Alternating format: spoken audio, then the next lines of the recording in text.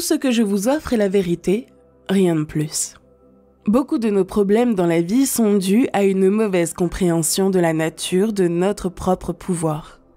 Si nous réalisons clairement que le pouvoir créateur en nous est illimité, il n'y a aucune raison de limiter l'étendue de ce dont nous pouvons jouir au moyen de ce pouvoir. Lorsque nous puisons dans l'infini, nous ne devons jamais avoir peur de prendre plus que notre part. Ce n'est pas là que réside le danger. Mais avant de commencer, si vous êtes nouveau sur cette chaîne, n'oubliez pas de vous abonner pour ne manquer aucune de nos prochaines vidéos. Likez la vidéo si elle vous plaît, partagez et regardez-la jusqu'au bout pour en tirer le maximum. Le danger est de ne pas prendre suffisamment conscience de notre propre richesse et de considérer les produits extériorisés de notre pouvoir créateur comme étant les véritables richesses au lieu du pouvoir créateur de l'esprit lui-même. Si nous évitons cette erreur, il n'est pas nécessaire de nous limiter à prendre ce que nous voulons dans l'entrepôt infini. Et la façon d'éviter cette erreur est de réaliser que la vraie richesse consiste à s'identifier à l'esprit d'opulence. Nous devons être opulents dans notre pensée. Ne pensez pas à l'argent en tant que tel, car ce n'est qu'un moyen d'opulence. Mais pensez largement, généreusement, libéralement, et vous verrez que les moyens de réaliser cette pensée afflueront de toutes parts, que ce soit sous forme d'argent ou de 100 autres choses qui ne se comptent pas en espèces. Nous ne devons pas nous rendre dépendants d'une forme particulière de richesse ou insister pour qu'elle nous parvienne par un canal particulier. Car cela revient à imposer une limite, à exclure d'autres formes de richesse et à fermer d'autres canaux. Au contraire, nous devons entrer dans l'esprit de la richesse. Cet esprit, c'est la vie. Et dans tout l'univers, la vie consiste finalement à une circulation, que ce soit dans le corps physique de l'individu ou à l'échelle du système solaire tout entier. La circulation signifie un flux continu et l'esprit d'opulence ne fait pas exception à cette loi universelle de toute vie. Lorsque ce principe devient clair pour nous, nous verrons que notre attention doit être dirigée vers le don plutôt que vers la réception. Nous devons nous considérer non pas comme un coffre-fort à garder fermé pour notre propre bénéfice, mais comme des centres de distribution. Et plus nous remplirons notre fonction de centre de distribution, plus l'afflux correspondant sera important. Si nous étouffons la sortie, le flux doit se ralentir. Un flux complet et libre ne peut être obtenu qu'en le maintenant ouvert. L'esprit d'opulence, le mode de pensée opulent, consiste à cultiver le sentiment que nous possédons toutes sortes de richesses que nous pouvons distribuer aux autres et que nous pouvons distribuer généreusement. Car par cette action même, nous ouvrons la voie à des apports encore plus importants. Vous vous dites peut-être, je suis à court d'argent. Je ne sais pas comment payer les produits de première nécessité. Qu'ai-je à donner ? La réponse est que nous devons toujours commencer par le point où nous sommes. Et si, à l'heure actuelle, votre richesse n'est pas abondante sur le plan matériel, vous n'avez pas à vous soucier de commencer sur ce plan. Il y a d'autres sortes de richesses encore plus précieuses, comme celles du plan spirituel et intellectuel, que vous pouvez donner. Par conséquent, vous pouvez commencer à partir de ce point et pratiquer l'esprit d'opulence, même si votre solde bancaire est nul. Alors la loi universelle de l'attraction commencera à s'affirmer. Non seulement vous commencerez à ressentir un afflux sur les plans spirituels et intellectuels, mais il s'étendra également au plan matériel. Ce n'est pas l'argent, mais l'amour de l'argent qui est la racine du mal. Et l'esprit d'opulence est précisément l'attitude d'esprit qui est la plus éloignée de l'amour de l'argent pour soi. Il ne croit pas à l'argent. Ce à quoi il croit, c'est au sentiment de générosité qui est la reconnaissance intuitive de la grande loi de la circulation, qui ne se demande pas d'abord, dans toute entreprise, combien je vais en tirer. Mais combien vais-je faire avec ?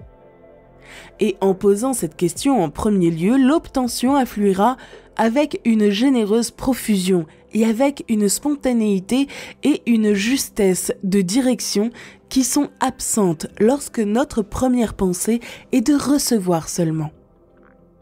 Nous ne sommes pas appelés à donner ce que nous n'avons pas encore et à nous endetter. Mais nous devons donner généreusement ce que nous avons en sachant que, ce faisant, nous mettons en œuvre la loi de la circulation. Et comme cette loi nous apporte des flux de plus en plus importants de toutes sortes de biens, notre générosité augmentera, non pas en nous privant de l'expansion de la vie que nous pouvons désirer, mais en découvrant que chaque expansion fait de nous des instruments plus puissants pour l'expansion de la vie des autres. Vivre et laisser vivre est la devise de la véritable opulence. Passons maintenant à la beauté. Avons-nous suffisamment orienté nos pensées vers le sujet de la beauté ? Je ne le pense pas. Nous avons trop tendance à considérer la beauté comme une chose purement superficielle et ne réalisons pas tout ce qu'elle implique.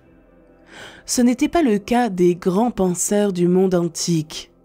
Par exemple, Platon décrit la beauté comme l'expression de tout ce qu'il y a de plus élevé et de plus grand dans le système de l'univers. Ces grands philosophes de l'Antiquité n'étaient pas des penseurs superficiels et n'auraient donc jamais élevé la beauté à une place suprême si elle n'était que superficielle. Par conséquent, nous ferons bien de nous demander ce que ces grands esprits ont trouvé dans l'idée de beauté qui leur a permis de la considérer comme l'expression extérieure la plus parfaite de tout ce qui est, le plus profond dans la loi fondamentale de l'être. C'est parce qu'appréhender à juste titre la beauté représente la qualité vivante suprême de la pensée. Elle est le débordement glorieux de la plénitude de l'amour et indique la présence de réserves infinies de puissance derrière elle. Elle est la profusion joyeuse qui témoigne de la possession de réserves inépuisables de richesses qui peuvent se permettre d'être abondantes tout en restant aussi inépuisables qu'auparavant. Lue correctement, la beauté est l'indice de la nature entière de l'être. La beauté est l'extériorisation de l'harmonie et l'harmonie est le travail coordonné de toutes les puissances de l'être à la fois dans l'individu et dans la relation de l'individu à l'infini dont il est issu. Et c'est pourquoi cette harmonie nous conduit immédiatement en présence de la vie indifférenciée la plus intime. La beauté est le plus immédiatement en contact avec les mystères les plus profonds de la vie. Elle est l'éclat de la gloire qui se répand sur le sanctuaire de l'Esprit divin. Vue de l'extérieur, la beauté est l'apanage de l'artiste et du poète. Elle s'empare de nos émotions et fait directement appel aux sentiments les plus profonds de notre cœur. Elle traverse le pont de la raison d'un pas si rapide que nous passons du dehors au dedans et vice-versa en un clin d'œil. Mais le pont est toujours là, et en revenant sur nos pas plus tranquillement, nous découvrirons que, vue de l'intérieur, la beauté est aussi la province du penseur et de l'analyste calme. Ce que le poète et l'artiste voient intuitivement, ils l'élaborent progressivement. Mais le résultat est le même dans les deux cas, car il n'est pas d'intuition vraie qui ne puisse être développée en une suite rationnelle de facteurs intelligibles. Et il n'est pas d'argument vrai qui ne puisse être condensé dans cette suggestion rapide qu'est l'intuition. Ainsi, l'artiste passionné et le penseur serein constatent tous deux que seule la vraie beauté procède naturellement de la construction même de ce qu'elle exprime. En d'autres termes, la beauté n'est pas quelque chose d'ajouté après coup, mais quelque chose de préexistant dans l'idée originale, quelque chose à quoi cette idée conduit naturellement jusqu'à l'épreuve de la beauté. Demandez-vous ce qu'elle exprime. N'est-elle qu'un vernis? Une couche de peinture posée de l'extérieur? Dans ce cas, il ne s'agit en effet que d'une couverture destinée à cacher la vacuité ou la difformité qui doit être éliminée. Mais est-ce le résultat véritable et naturel de ce qui se trouve sous la surface? Elle est alors l'indice d'une vie, d'un amour et d'une intelligence surabondante. Partout où nous trouvons la beauté, nous pouvons donc en déduire une énorme réserve de puissance. En fait, nous pouvons la considérer comme l'expression invisible de la grande vérité selon laquelle la puissance vitale est infinie. Et lorsque l'intervention de la beauté nous est ainsi révélée et que nous apprenons à la connaître comme la plénitude même et le flux global de la puissance, nous nous apercevons que nous avons acquis une nouvelle norme pour la conduite de nos propres vies. Nous devons commencer aujourd'hui à utiliser ce merveilleux processus que nous avons appris de la nature. Ayant appris comment la nature fonctionne, comment Dieu fonctionne, nous devons commencer à travailler de la même manière et ne jamais considérer qu'un travail est terminé tant que nous ne l'avons pas mené à un résultat final de beauté, qu'il soit matériel, intellectuel ou spirituel. Mon intention est-elle bonne? Telle est la question initiale. Car l'intention détermine la nature de l'essence en toute chose. Quelle est la plus belle forme dans laquelle je peux exprimer le bien? L'intention est la question ultime. Car la vraie beauté qu'exprime notre œuvre est la mesure de sa puissance, de son intelligence, de son amour. En un mot, de la quantité et de la qualité de notre propre vie que nous y avons mise. Rien n'est si peu important qu'il ne puisse s'exprimer pleinement sous une forme de beauté particulière. Sa propre beauté est la loi de la pensée parfaite. Qu'il s'agisse du sujet de nos pensées qui affecte le bien-être de millions de personnes ou d'une parole adressée à un petit enfant. La vraie beauté et le vrai pouvoir sont les corrélatifs l'un de l'autre. L'expression de la bonté naît de la pensée de la bonté, et l'expression de la bonté est l'essence de la beauté, qui, cherchant à s'exprimer toujours plus parfaitement, devient cette fine touche de sympathie qui est le talent artistique, qu'elle soit appliquée aux substances matérielles ou aux émotions du cœur. Il semble donc que le beau soit la véritable expression du bien. Quelle que soit l'extrémité de l'échelle, nous constaterons qu'elles se mesurent exactement l'une à l'autre. Elles sont la même chose dans le plus extérieur et le plus intérieur, respectivement. Mais dans notre recherche d'une beauté supérieure à celle que nous avons encore trouvée, nous devons prendre garde de ne pas passer à côté de la beauté qui existe déjà.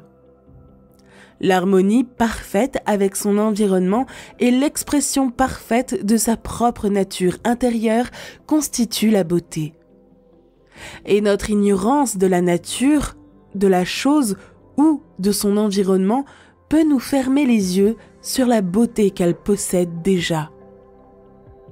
Il faut le génie d'un Van Gogh ou d'un Whitman pour nous montrer la beauté de ces figures ordinaires de la vie quotidienne dont notre monde est constitué, pour la plupart, et dont les originaux nous semblent dépourvus de forme et d'attrait.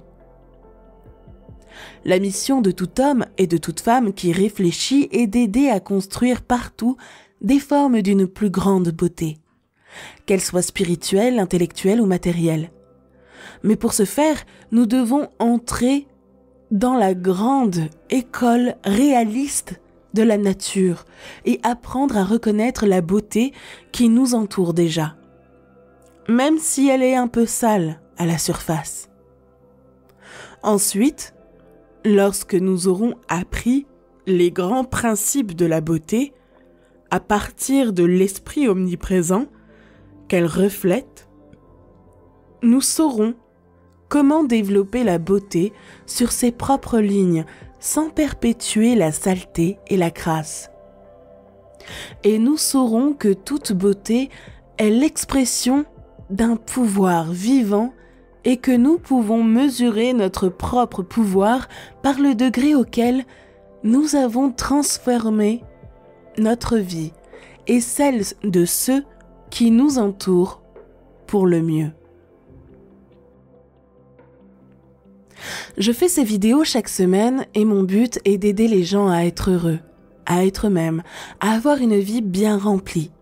Alors abonnez-vous et likez la vidéo. Parce que quand je sais que vous aimez, cela m'aide à produire plus d'informations que vous aimez pour vous aider à être la personne que vous voulez vraiment être. Merci d'avoir écouté et à bientôt sur Espace Motivation.